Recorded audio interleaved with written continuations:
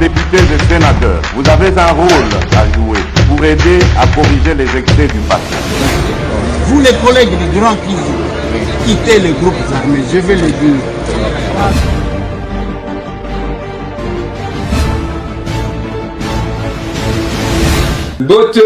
Bote lisusu bandeko nanga, bino bandeko oyangai, masolo na depite jour J-.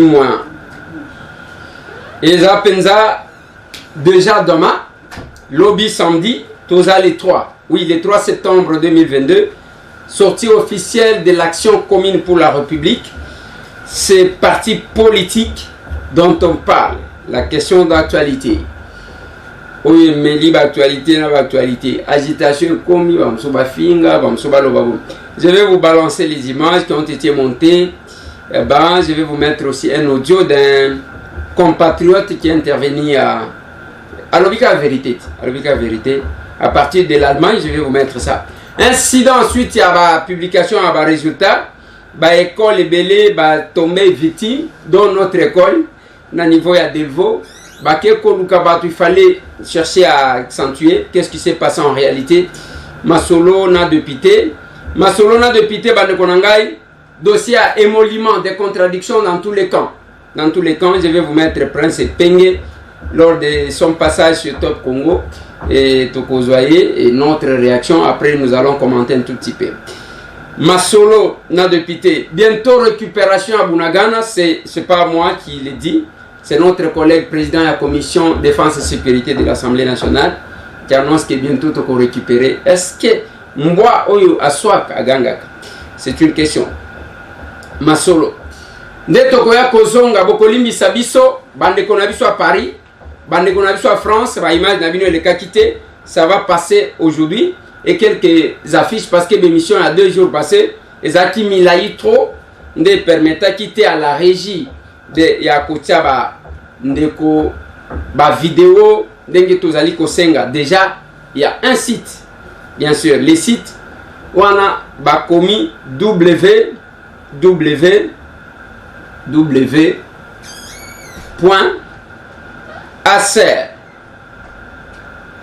Alors c'est ça, c'est déjà ce site, vous pouvez vous inscrire déjà en ligne, c'est possible au côté cause à la membre à partir à Bissika Ozali, mais sinon l'ambiance est totale sur l'avenue Kabinda numéro 102.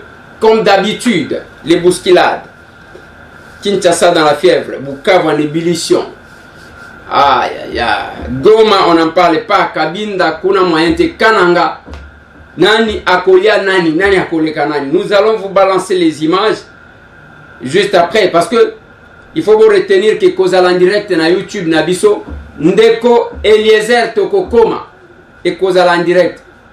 Ndeko Eliezer Tokokoma. Donc, vous pouvez suivre l'événement de demain déjà. Pour nous tous, on a une question d'actualité. Publication et résultat. Il y a examen d'état et bandi à Kinshasa, la capitale. Et au Salema. Il y a l'élo. Bana ba sepelité. Bamsusu bazolela. Bamsusu pe bakane la kabatu. Baye kobima pona kosakaje. Et notre école Oyo Ezana na Baumbu est tombée victime. Bake koluka bakuluna. Bake koluka batsoti wapi, vous sentez vraiment la manipulation pour saccager cette école. Oyo Tobenga Lukunga, je vous dis merci. To salango pambate ezapona ko pesa merci na baoba pona biso.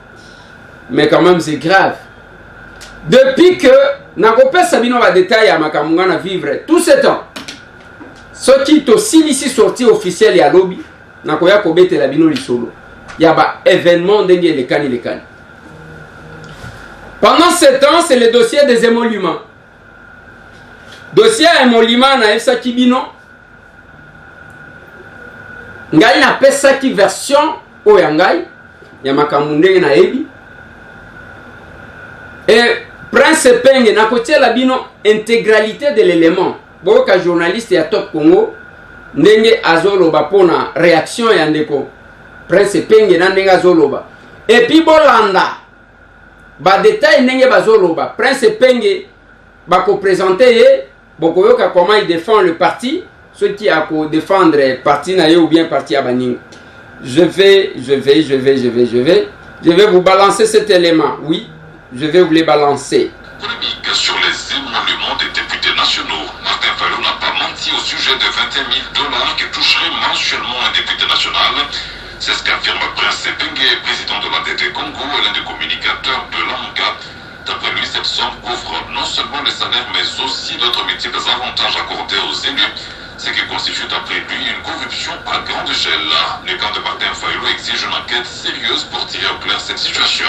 Prince Sepengue. Que vous preniez le salaire de base qui tournerait autour de 7 000 $, vous ajoutez d'autres avantages.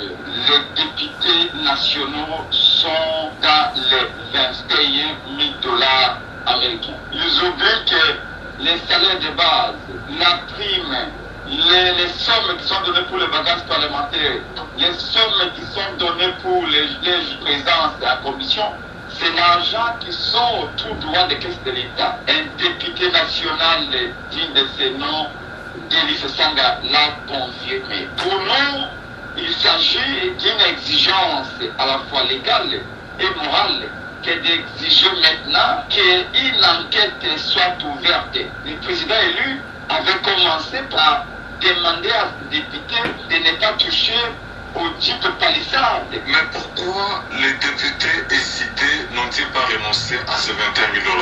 C'est une question secondaire, c'est une augmentation vertigineuse. Mais les députés de l'ICD n'ont jamais introduit une quelconque demande. Quand il s'est agi de la question de palissade, M. Eliezer Tambouy avait dit que le type palissade était un crédit. Aujourd'hui, donc quand vous petit demander à Eliezer combien a-t-il remboursé dans son crédit véhicule palissade? Prince Sepengue, président de la DT Congo et l'un des communicateurs de l'AMCA. En réaction, les députés nationaux Eliezer Tambouy parlent de purs mensonges. Il précise qu'un député national touche mensuellement 7 000 $ américains. En ce qui concerne les primes, il indique qu'elles ne sont jamais permanentes. On écoute le député national Eliezer Tambouy de l'Union Sacrée. Il répond aux questions de Marcel Kitambala. Il ne devrait pas se passer pour le porte-parole de l'ICD. Chaque fois qu'il parle, il doit parler au nom de son parti, ça c'est un. De deux, je suis quand même étonné que la politique que nous faisons actuellement, c'est vraiment la politique des mensonges. Parce que à entendre les détails donnés par Prince Sepengue, c'est-à-dire il met les vacances parlementaires comme si c'était un prime qu'on touche régulièrement, mensuellement. C'est quand même dommage que les populismes peuvent caractériser le monde politique à ce point. Et aussi, je me pose la question, si quand le président Martin Fayulu m'a dit qu'il était député à l'Assemblée nationale, les mandats passés, on ne lui donnait pas les primes pour les vacances parlementaires. C'est quand même grave. Eliezer Tambouy, vous êtes de l'Union Sacrée. Combien touche un député national par mois? Le député national touche 14 millions de francs congolais comme émolument. Marcel Kitambala. Faisons simple, en dollars c'est combien?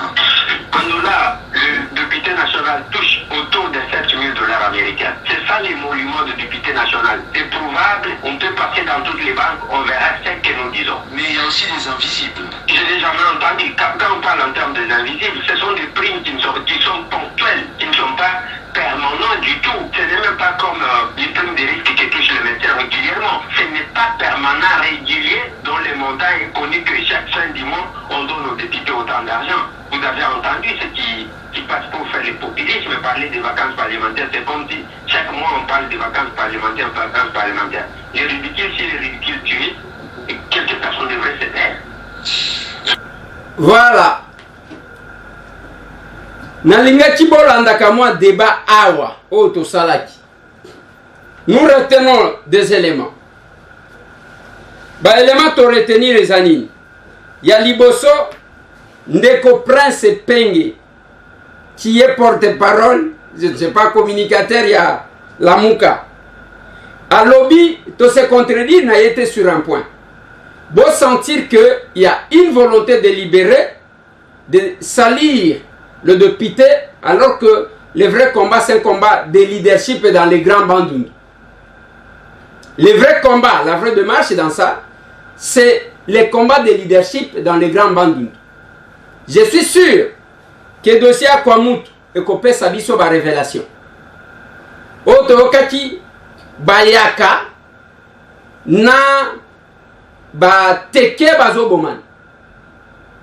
Na lobela kibino que selon la société civile locale, ça a été préparé depuis le mois de février au Basangisa qui banfum. Mais presque, nous concluons avec vous que les salaires, parce qu'il a parlé des salaires de base, c'est 7 000 $, 14 millions.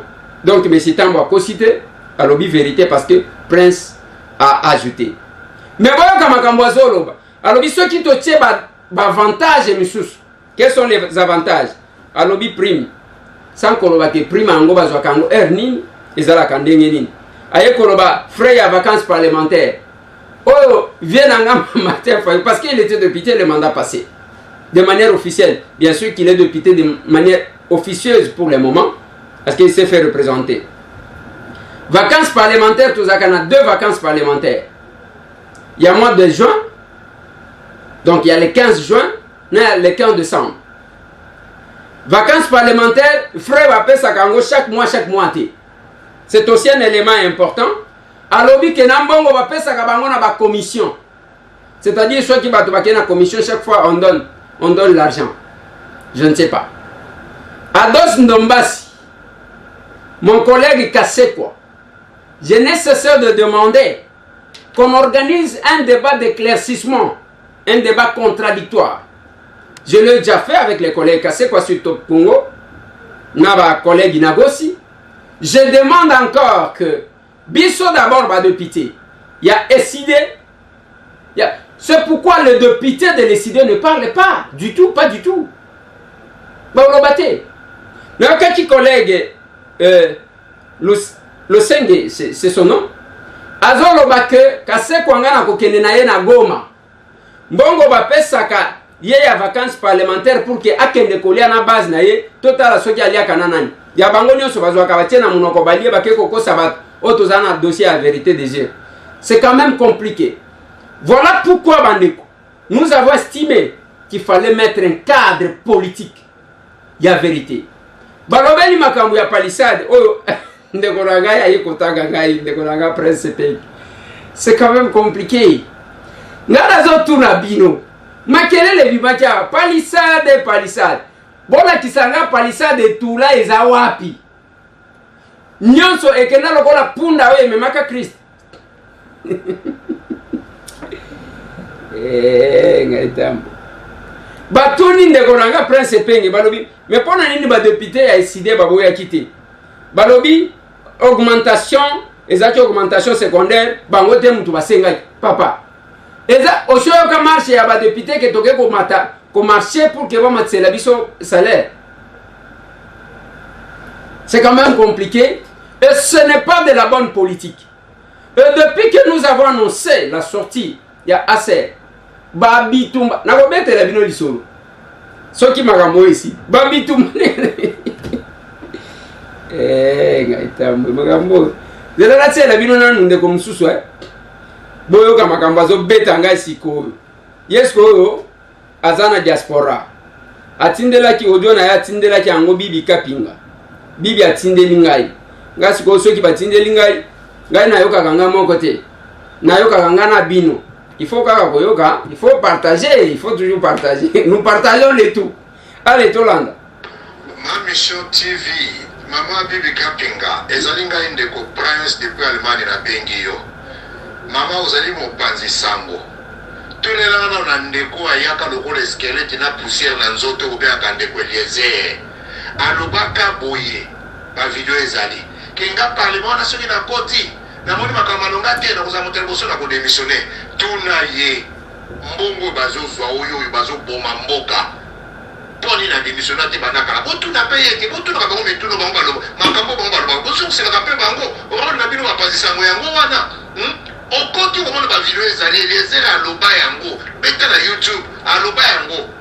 Kenga so na koti na parlement na ngana uzamotel boso na ko démissionner sur makambo marché te. Bongo siko ba mbongo bozwa bozo neta bozo terroriser peu population. bozonduka bambongo kuna asa lobela yango vérité yango ebimi ayaka lokola escalette poussière na nzoto lelo asukwami monoko potuna ye mama loba ndeko moko aza na poto bito tuna yo ndeko eleze motuna avai na Allemagne ndeko Prince Giro avai na Allemagne alobi yo lobaka baimage yo lobaka ke so okoti na parlement omoni makambo alobaki yo kodémissionne bongo oyo babuma bambongo ezosala bandaka lodémissionne te mpo anini voilà ngaitambwe oya biso ba poussière to yaka nango bande bonanga ndeko wana Prince bosoka quand même elobeli ya mutu apoto c'est bien. Vous sentez que même famille na yena Congo faut pas la fière que bazana ndeko na bango Prince azalaka en Allemagne, vraiment c'est quelqu'un qui est bien intégré, hein? Bon, au monika ka batu bakola malamu koleka biso ba villageois, biso batu to yana ba poussière, lokola ezalaka squelette ou bien squelette, na yoki français na bien te, peut-être que lokola bango ba vendre na Allemagne et ça complique, et na biso ba villageois tout ça ah. Ndeko alobi que alobaka ko démissionner ce qui a moni makamba malonga te. Monsieur Eliezer Tamboazo sala makambu ya malonga. Hein? Papa Prince, ndekonanga Prince.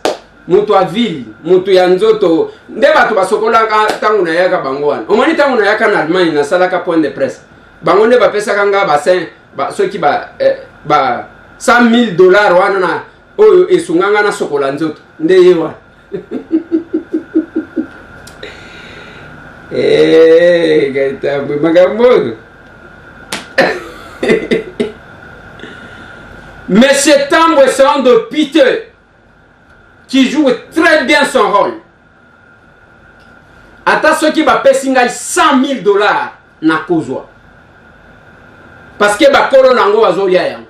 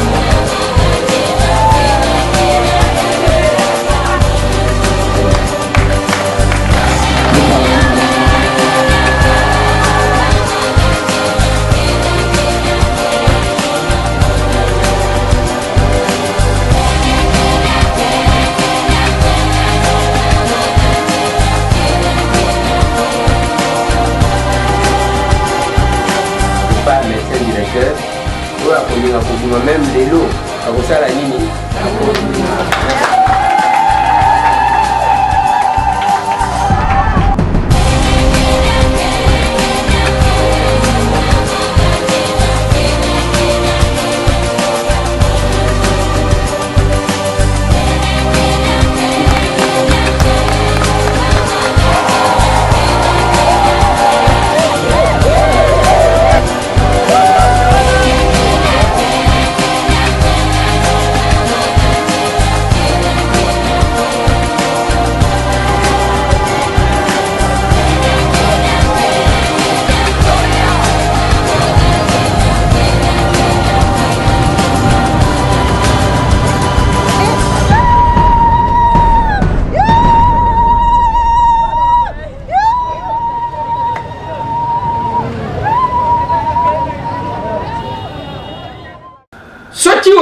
Que yo chopé satan nani 10 euros akobimisa yete so qui ont vérifié ko kuta kaza quand même na problème na famille nani ah pona kosunga bango M. Tambwe a fait passer une proposition de loi. Oyo batu nyonso bayamba. Et c'est mon côté, il y a des députés comme il y a peuple. M. Tambwe défend le peuple.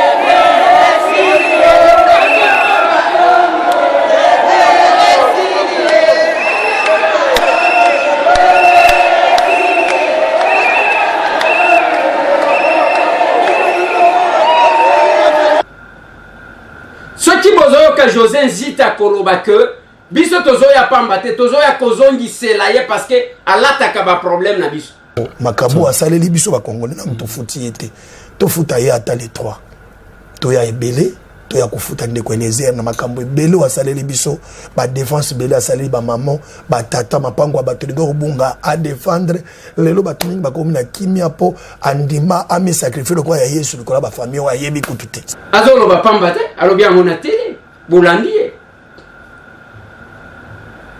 Er mokoto se pesa kati. Tangu mutu azoluka kopesa mutu leson, il faut ngana lingi to sala ka biloko abo. Soki mutu azolo bana M. Tambwe a diviser technologie za. Otie vidéo na yo, obani koloba oyo yo sio sala na oyo M. Tambwe asala comme ça ba comparer. Oyo elobeli penza ya mutu a poto a mutu a kenda kala na poto un mutu hein. Vous sentez qu'il y a des manières hein vous allez sentir penza que mutu a intégré aza penza mutu ozo kana ile nyangwa kozala na poto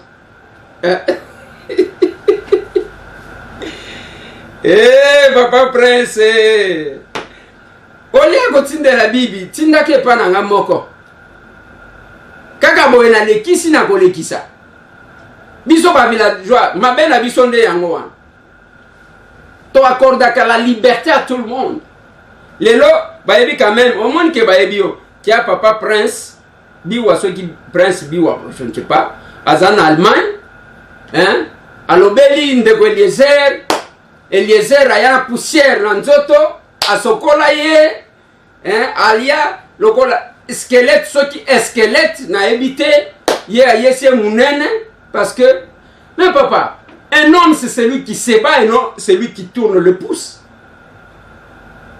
Ngai na lobaka na batuke je suis un exemple à suivre ngai. Ah oui. Un exemple. Moi na mobali au vrai sens du mot. Oui. Mais magamango ngana zoko kate moyen pena discuter na yo ezate yango na tiekaka audio na yo pour que monde mobimba balanda que ezana ndeko moko akenda poto kala ayebi avivana mindele aza vraiment na manière aza élevé éducation azo éducation ya malamu ye ayebi makambo asala makambo ebe koleka bato. Allez, c'est compliqué. Mais M. Tambwe a fait tomber un ministre ici, en tant que député. Si l'élo, on en parle. Parce que le travail au Parlement, c'est un travail collectif. Mais M. Tambwe garde contact na base électorale. Mais M. Tambwe apprend aux gens comment faire exercer le mandat sur le plan national. Au Kendenagoma d'ailleurs. Tozala ba bovike basi ba komia délégation à Goma ya Kisangani boyoma singa mwambe balia ba Kasai balia ya Congo central ba koya aw ya Lubumbashi basi ba ya kia. Et nous exerçons le mandat sur le plan national en tant qu'élu national. Vous pouvez m'en citer deux.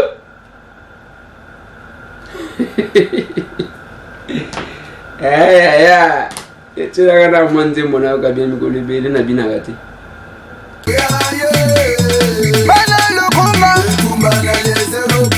Candidat na biso numéro d'essentiel esprit de moralité esprit de développement mbote na bandeko nanga tout baza na Allemagne. Bino nyonso ne boza na Allemagne na pesi bino mbote. Na pesi mbote na commandant Aigle. Mon frère qui là. J'ai fait un service bazakuna. Ba président Gilles Makofu bazakuna. Boza ebele na Allemagne na koka kotanga bino nyonso touté. Et puis mbote na papa prince, ceux qui prince biwa. Et la politique au Ndab. Tout le Velata Makambuya Aser. Avant de lever la serre, dossier à Bunagan. Mon collègue président de la commission défense et sécurité a annoncé que bientôt là va récupérer Bunagan. Je n'ai jamais été d'accord avec ça parce que tant qu'on a annoncé que Bazo Zoya. Il fallait que, parce que qu'on annonçait avant, ils ont converti que l'on a battu que Bobongama. Il y a quelque chose qui se prépare contre vous. Ce n'est pas de la bonne politique. Ce n'est pas de la bonne communication. Taraka, il y a des squelettes, il y a des squelettes, il y a des poussières dans les autres. Parce que c'est en Allemagne. Et pas de prince. Réflexion, c'est qu'il y a des là. C'est tout le batangati.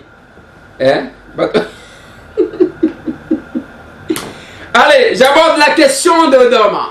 Carnaval motorisé, les locaux à compte et action commune pour la République.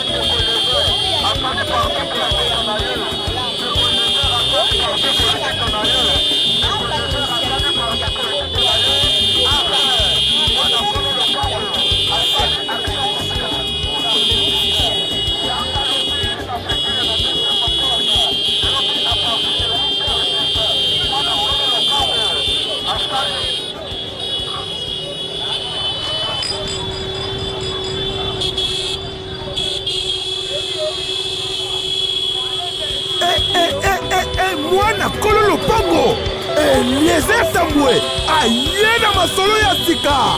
Action commune pour la République, ACR. Sortie officielle le 3 septembre 2022. Fukin et Kokoy avec Eliezer Tamboué. Mwana Kololo Pango. Abomate. Ayibate. Honorable Ndeko Eliezer Tamboué. Ayana Masolo Yassika. Action commune pour la République. ACR. Eliezer Tamboué. Ayana Masolo Yassika. Bisonyoso. Nasima Eliezer Tamboué. Mukongo, Muluba, Muswahili, Mungala, Mutetela, Biso Nyoso, Nasima ya ACR pour le changement du Congo. Oyosuka na Kakato avec Mwana Mboka, Ndeko Eliezer Tamboué, Ayena Masolo Yassika, faire la politique autrement avec honorable Ndeko Eliezer. Biso Nyoso Simalaye, le pouvoir de l'amour et non l'amour du pouvoir. Biso Nyoso, Nasima ya ACR pour le changement du Congo. ACR avec honorable Ogi Kalonge le 3 septembre. Fukin et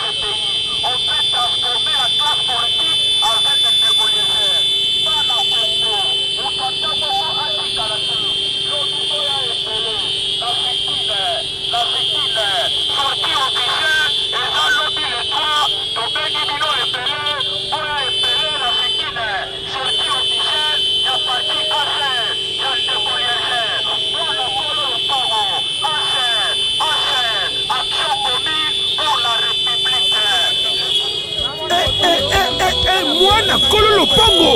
Eliezer Tamboué, Ayena Masolo Yassika. Action commune pour la République, ACR. Sortie officielle le 3 septembre 2022. Fukin et Kokoy avec Eliezer Tamboué. Mwana Kololo Pango. Abomate.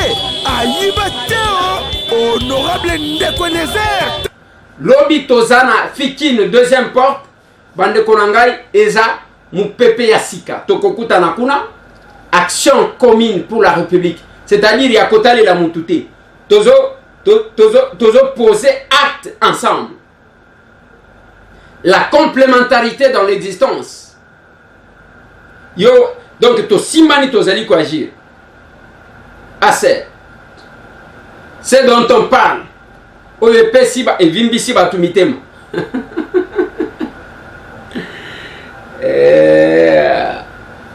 Et Kisangani Boyoma Bazo Bondi s'appelle Lobi Poto Lobi que Lobi Bao Bazui possibilité à Koya Awate.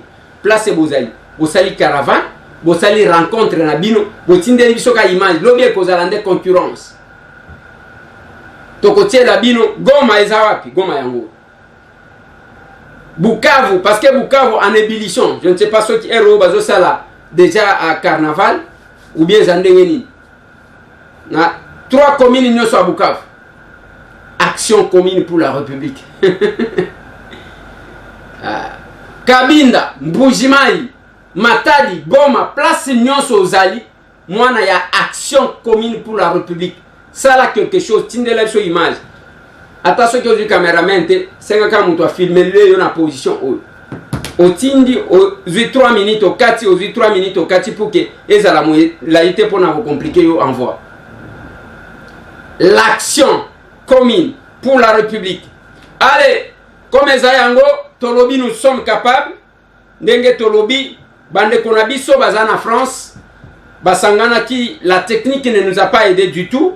Toko Senga, Bala qui se rencontre au Salemaki, dimanche, na Paris, Bamsou Bazaki na Zoom, Bamsou Bazaki en présentiel. Allez, suivez-moi ça. Et ça, dans la précipitation. Là, je suis en même temps, les mêmes jours. Nous avons tous en réunion. Et puis, il faut que nous ayons un rapport. Tu vas nous salam dans le salon, tu vas nous louer un mot.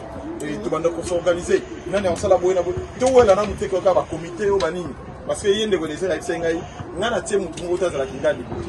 Mais, mouton a la force à mobilisation.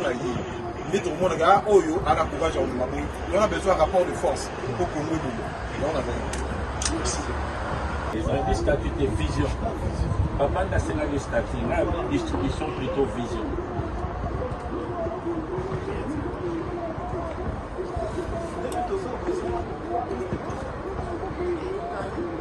Est-ce que dans la direct de la vérité, ouais, ce n'est pas parce que je suis là présent de la direct.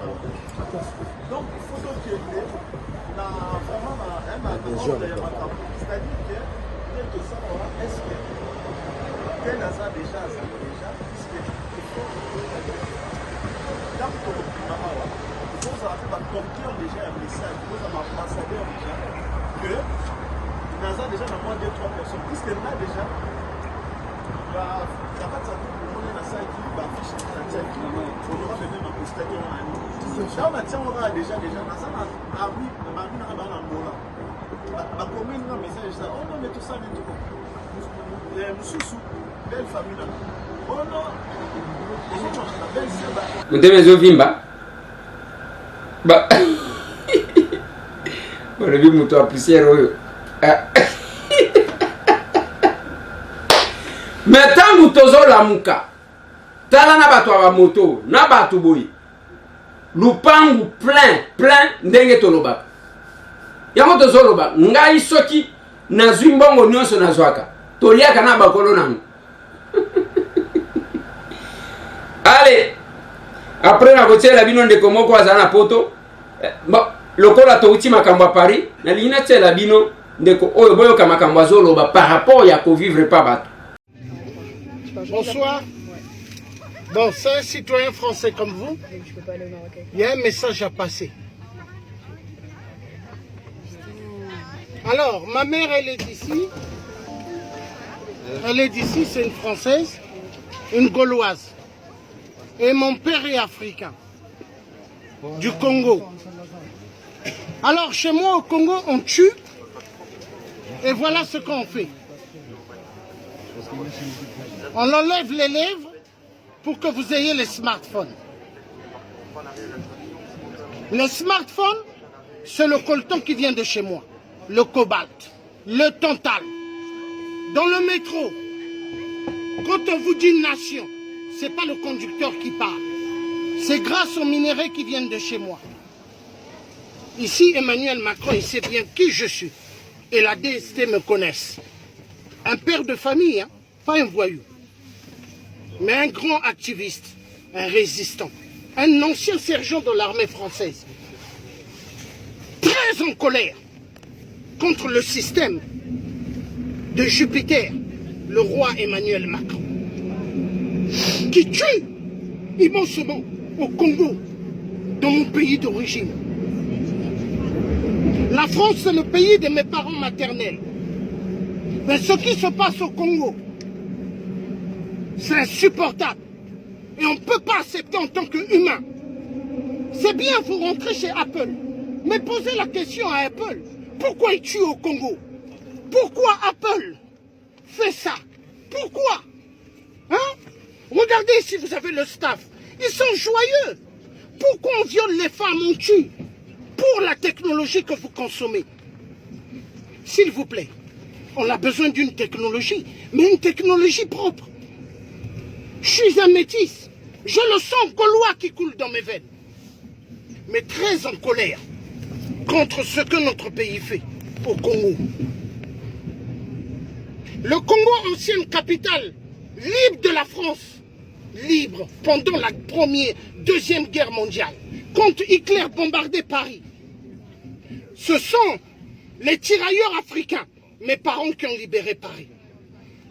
Ce n'est pas les Américains, hein. Ce sont les Noirs qu'on mettait debout. Et quand on tirait, les Allemands se posaient la question, pourquoi ils ne tombent pas? Et c'est eux qui ont libéré Paris. Mais 14-18, on ne parle pas des Africains, on parle des Américains, on parle des Européens. Mais ce sont les Africains qui ont libéré notre si beau pays qui est la France. Saint-Philippe du Roule. Les femmes sont tuées au Congo pour cette technologie. Saint-Philippe du Roule. Les écouteurs sont câbles. C'est avec le son des Congolais.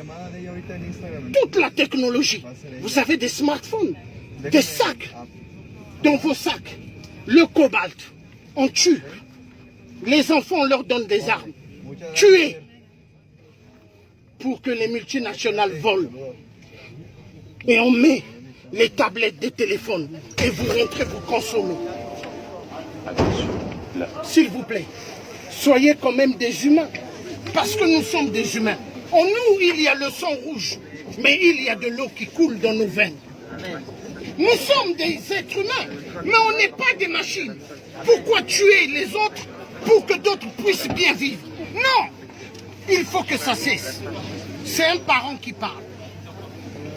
Pas un voyou. À l'époque d'Hollande, que j'avais surnommé Hollande le corrompu, il avait envoyé des agents de la DST. On m'avait kidnappé en France. En tant que citoyen français, on a voulu me tuer dans l'ascenseur. On m'a donné des coups. Les policiers avaient mis des camps américains avec des ferrailles. Mais je ne suis pas mort. Mais ils ont oublié que j'ai du sang gaulois qui coule dans mes veines. Je suis un métis. Ma mère est blanche et française, de Zone-et-Loire. Ce qui se passe au Congo, pour que vous ayez les technologies tablettes, tout ce que vous aimez, les screens, les téléviseurs screens, c'est bien, mais avec le sang des Congolais. Avec le sang. Les enfants qui travaillent dans les mines, des enfants. Est-ce qu'en France, des enfants travaillent? Mais on fait travailler des enfants dans les mines. Est-ce que c'est normal? On tue plus de 30 millions de morts au Congo pour que vous ayez la technologie. Vive les multinationales, mais les multinationales du sang. Les gilets jaunes aujourd'hui se lèvent, ce sont des parents français qui se lèvent. Mais ils sont détestés par le système des Rothschild. Parce que les Rothschild, c'est eux qui ont l'économie mondiale. Ils veulent que les êtres humains deviennent des machines. Des machines juste à travailler, juste à être des consommateurs. Il y en a marre. Soyez humains. Voilà le message que j'avais envie de passer. Ça fait mal. Des enfants qui travaillent dans les mines, du cobalt, du tantal. Les meurtres. Pour que vous ayez la technologie. C'est pas là. Nous, c'est Argo Martin. Pour que vous ayez la technologie. Voilà, un citoyen français, c'est un métier. Azolo banamindele, makambubazo sala. Voilà là où tu as posa ya biceps. Tala bisika tolingi batu ya ko défendre. Et non, kozala, mutema likundu. Je vis même Moutoumoko. Alors, Eliezer, il veut parler du Parlement. Il va attendre des bandagate. Il y a Zalaka Moutouaner avant qu'il y ait des trucs du potoir. Mais il est là, c'est tout le monde qui a besoin. Il y a que ça là-bas, tu vu. Je dis toujours aux gens, votre agir, votre action, il faut ça. Il y a un dengue moussou par rapport à Bisso villageois. Prêchez nous botte à Bisso na ezaleli na bino. Ezolo yinda déjà à Londres pour l'action commune pour la République. Lobie Kozala. Et Koyinda Mabe. Bon, comment on a image, il y a Londres. Et Kozala na bamboka et belé to kotel isabino ba image. Action commune pour la République. Ah, balandi mbongo te, balandi loko mon côté. Ça sera demain. Place yo kozala. Place nyo sozali, ceux qui ont à Kinshasa, la moukaka ba 5 heures. Parce que 8 heures déjà. Allez, voilà. Nalingi Nata quelques personnes. Celui-là est à Lubao, ce monsieur ici. ACER, oui. Commune pour la République. 1. Je suis capable. Tu es capable.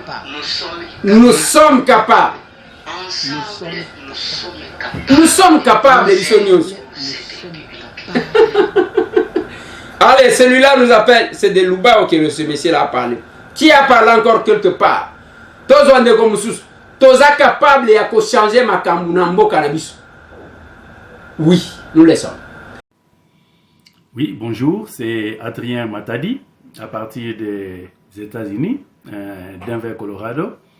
Je vais parler de ACR, Action commune pour la République. Oui, nous sommes plus que capables. Nous sommes là. Et nous serons toujours là. Merci. Tous sont capables, il y a qu'à changer médiocre. Comme à réfléchir normalement. ACR, Action commune pour la République. Nous sommes capables. Oui, je suis capable. Amen. Oui, nous sommes capables. ACR, Action commune pour la République. Oui, je suis capable. Oui, nous sommes capables. Ensemble avec toi et Ndeko Eliezer, notre président, nous sommes capables. Que Dieu bénisse Ndeko Eliezer, que Dieu bénisse notre ACR et que Dieu bénisse la République. C'est votre frère, pasteur Paul Victor Mwanza Kasongo, aux États-Unis d'Amérique, Missouri State. Merci. Nous sommes capables, il y a côté tous les Congolais ont voyouté, ont personnalité. Je commence par me présenter. Moi, je m'appelle M. David Malalou. Je suis dans la commune de Rantsele, précisément à Badara. Nous voulons soutenir les actions de son Excellence M. Eliezer Tamboué, qui est dans l'ACER. ACER signifie Action commune pour la République. Nous sommes capables de faire la politique autrement. Nous sommes ici à Kinshasa. Nous avons aussi notre ONG qui s'appelle Bethesda, qui se trouve à Kikwit. C'est pourquoi nous sommes derrière les actions de M. Son Excellence Eliezer Tamboué dans la serre. Nous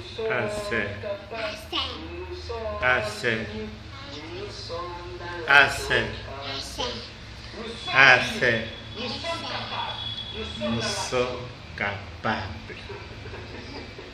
Nous sommes capables. Nous sommes capables. Nous sommes capables. ACER. Nous sommes capables. Ndeko Eliezer. Serge Mikobi à Johannesburg. Bonjour Ndeko Eliezer. ACER, Action commune pour la République. Oui, je suis capable. Oui, nous sommes capables. ACR, nous sommes capables. Je suis capable. Nous sommes capables tous avec ACR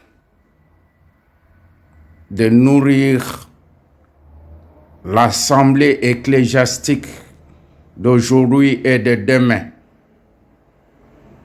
ACR, nous sommes capables d'aborder les problèmes réels, authentiques des pasteurs d'aujourd'hui et de demain. Nous sommes capables. Bonjour Ndeko Eliezer, mwana kolo lopango. Ndeko na yo jiki mavula ndombase. Naza na France. Ndeko Eliezer, ACER, Action commune pour la République. Oui, je suis capable. Nous sommes capables, ceux qui te lingent tout ça. Nous sommes capables, ceux qui te changer ma cam. Et ça possible, ceux qui te lingent. De que les airs, ma bé, ma botte makanango. Ma lampe fait à botte makanango. Mais nza malobi. Oyo sa malam, a connu sa malam. Oyo sa ma bé. Atika ma bé, a no sa malam. Tous ensemble de que les airs. Tous allés ensemble dans qu'on s'adhérer. Na sefeli mingi pour lobby, je suis capable. Toi na nzemo na biso moko dans l'orchestre na biso. Orchestre Oscar, orchestre ça confesse pour le lévinisme. Toi manzembo nazali capable. Nzemo sezali na kolemba te, ça manzembo za katele bon. Maintenant sur makamona te, to sur makamona yo oyo ya ACR, Action commune pour la République. Continue de les airs. Bande gouvernement va s'adhérer. Tu vas au samalam. Balandaka idéologie ya mutu. Batalaka mutu azo kumba bino. Ngana pesa bande ko na orchestre tous aba mandiati. Totala avenir ya kosunga bande ko. Ngape na vision pour na auto musique. Marme belé mais totala ndengezi o lobi na biso.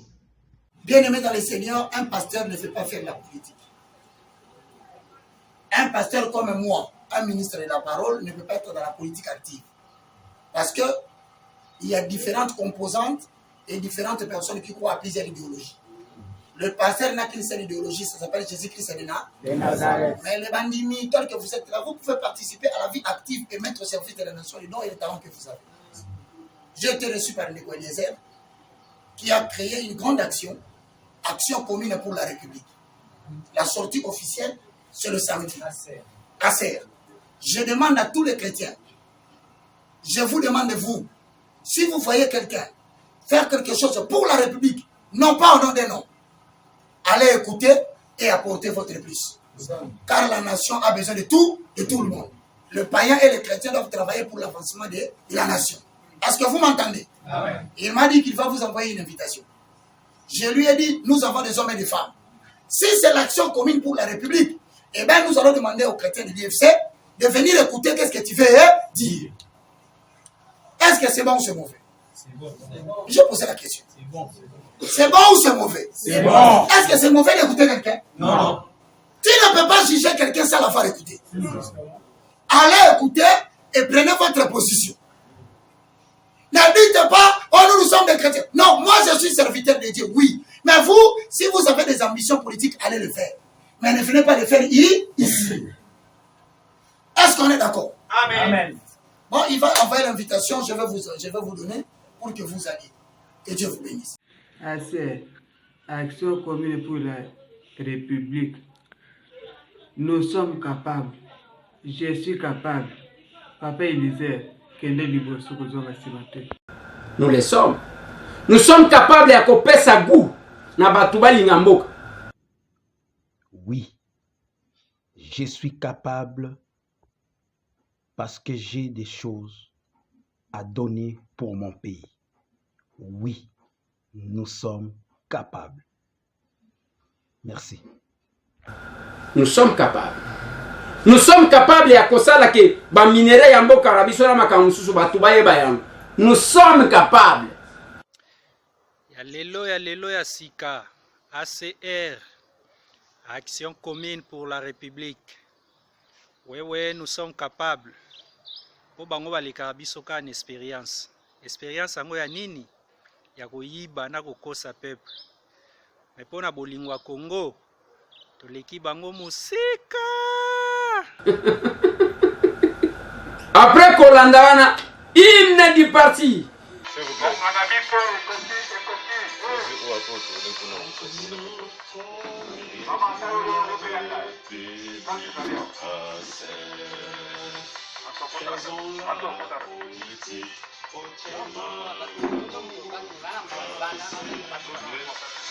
Le pouvoir de l'amour, dans l'amour le pouvoir à faire. Et nous sommes capables, et nous sommes capables, et nous sommes capables à faire. Et nous sommes capables, et nous sommes capables, Oui, nous sommes capables. Nous sommes capables. Voilà. Bien sûr que nous sommes capables de notre... Oui, nous sommes capables. Oui, nous sommes unis.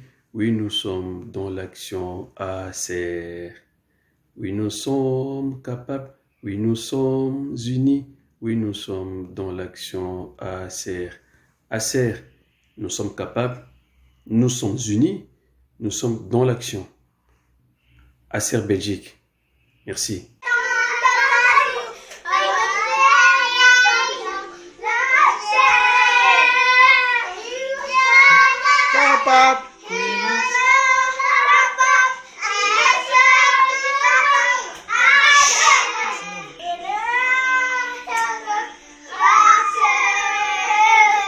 Oui, nous sommes capables. Oui, nous sommes capables. Oui, nous sommes capables.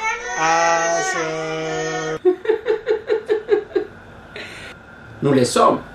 Nous sommes capables de couper sa goût. Na batuba lingamboka. ACR, Action commune pour la République. Oui, je suis capable. Oui, nous sommes capables. Yes, we can. Ndeko Eliezer, nasengi na yo en tant que député monene na mboka Congo. Totia bomotologie en action na mboka Congo. Na répété, totia bomotologie na mboka ya Congo. ACR eza na soutien makasi na biso bana mboka Congo, na biso bana mboka Finlande. Oui, Papa Eliezer Tambwe. Je suis capable. Nous sommes capables. Ilongo na yo Papa Eliezer tokolonga. Tokozala na fikini wana pona kotombola susu parti wana kende su likolo. Donc totikali kaka na yo espoir moko ya Congo. Liso peuple. Merci beaucoup. Aimé na Hollande, na Amsterdam.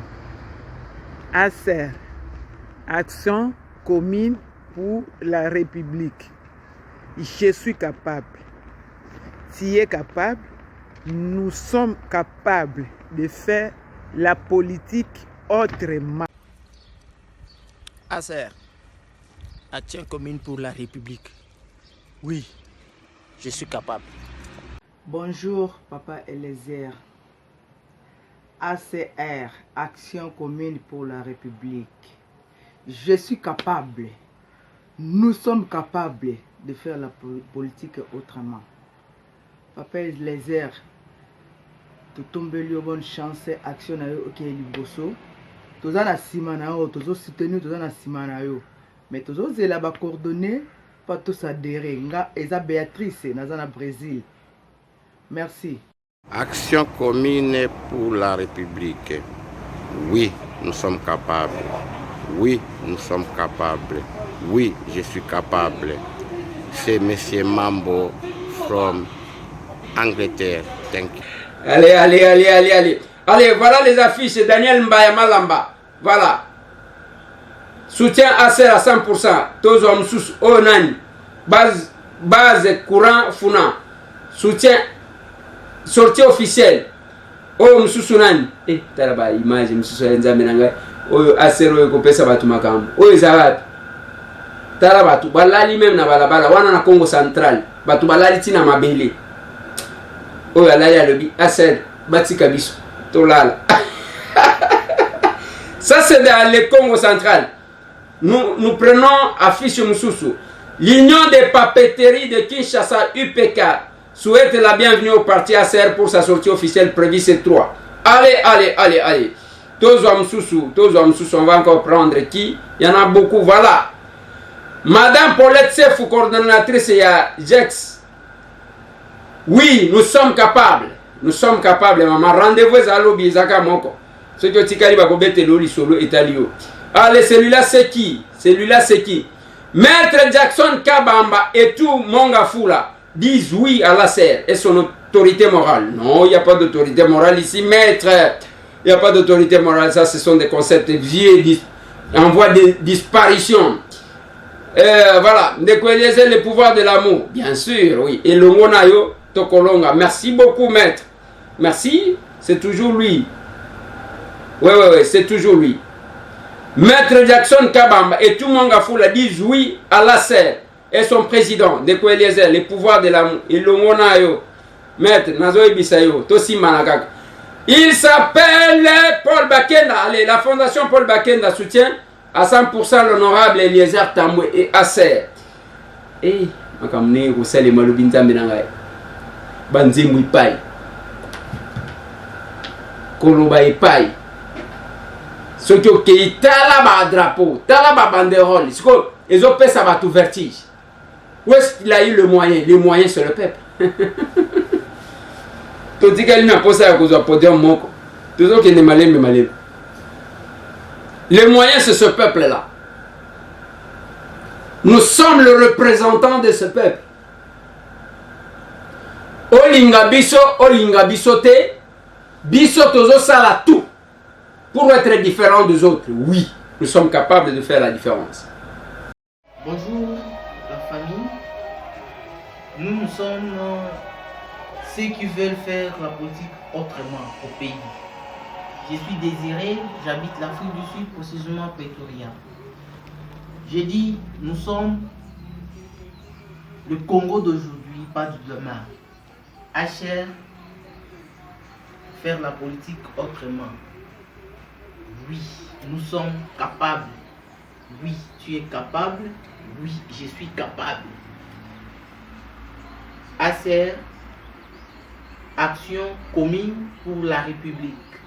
Messieurs Eliezer, nous sommes prêts de vous soutenir de loin comme de près. Les trois, nous serons à Kinshasa pour tout cela. Les trois, c'est nous qui ferons la joie d'être et notre pays serait de l'avant. Vive ASER, vive ASER, vive ASER.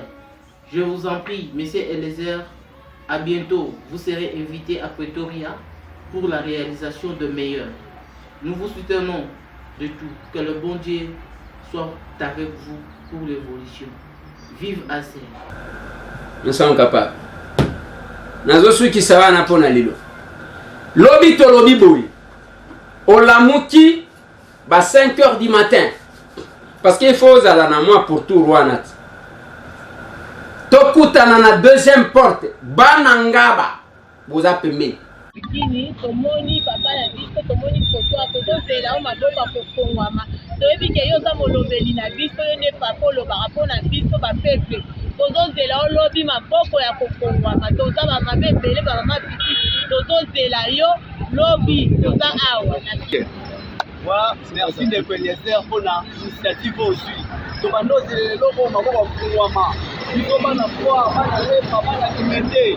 Donc tout king toi liboso toi la simano papa lobi pena yeba daki ozada na cellule na nenga foire wada na cellule awa biso yeyo toza ebele o mono ya muke toza ebele donc toko mobiliser baya o baza bala lipongi ba mère ba sœur tozala wana lobi donc toza ebele to soutenir yo biso toza tosali mukana biso bande o le mati tozaki da mopondo tomoni yango do tosepe na initiative o papa donc lobi tozala na mopondo tozona papa. Bana Mombele, tozai pa na binoba. Bana Makala, boya mbangu. O bana Rigini, bana Salon, bana Lemba Super, kutu tolo bate. Même terminus. Wana c'est quelques minutes. Super Lemba, na deuxième porte. 5 minutes au komi. Yamakolo. Lobito kutana kuna. Ba représentant na bino. Ba représentant à la province Moussou Basibaye. Tolobi tozana ba Bovik qui sont venus, tozana ba o Bauti Lwilu, tozana ba o Bauti Kabinda, Mbujimai qui sangani Boyoma Singa Mwambe Lubumbashi Basibaya na bango. Donc batu bazoya et on aura la possibilité toko kutana toko beta nzoto. Combat ezali Mais pour que Tolonga, Ngaïna Yunde. Oui, je suis capable. Plus 243 998 311 332. Et un numéro à ma solo là depuis. Mais lobby en direct sur notre compte YouTube. En direct. Ceux qui osent en posé un formulaire. Nalinga kinde batie la bino comme ça na dicté yokaka parce que site okoti ko s'abonne en fait. Okoti ko adhérer wapi sur les sites. Site yango www.acer-rdc.org www.acer-rdc.org Obeti kaka owana okomona bakufongolela yo s'enregistrer okomina yo membre na pete. Mais ceux qui sont à Kinshasa ko s'enregistrer kaka en ligne te. Oui, nous avons besoin ya ba parents na ba non parents. Oye na Cabinda 102 croisement Cabinda Kasavu tozana yo tokokuta na wana omoni station zawana ou l'équipe station comptait 3e parcelle tozawa les capables allez tokuta.